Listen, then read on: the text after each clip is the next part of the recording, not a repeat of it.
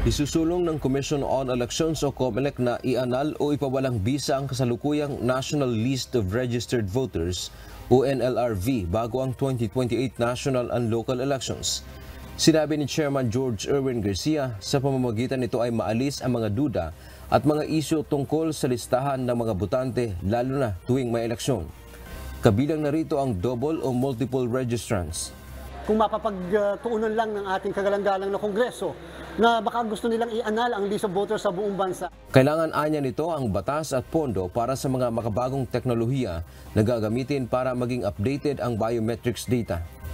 Kung sa umiiral na biometrics data ay fingerprint lang, nais nilang madagdagan ito ng facial o kaya voice data. Hindi dahil naniniwala tayong madumi, hindi po yun. Kung hindi para mawala po ang duda ng bawat isa, lalo na yung mga tatakbo sa 2028 elections, lalo na ang mga kababayan natin na lagi na lang may agam-agam, bakit ganito ang listahan, bakit merong nakakaboto pa rin kahit na dapat ay namatay na o dapat tinanggal na. Paliwanag ng komisyon, pagkatapos malinis ang voters list, magkakaroon ng general re-registration at kaya nila itong gawin ng 2 buwan. Kaugnay nito, suportado naman ni Senator Amy Marcos, Chairman ng Committee on Electoral Reforms and People's Participation, ang panukala ng COMELEC. Handaan niya siyang mag-author ng panukalang batas para sa hakbang na ito. Bagaman wala pa siyang natanggap na formal na impormasyon mula sa COMELEC hinggil dito. Wala pa naman siya binibigay sa akin.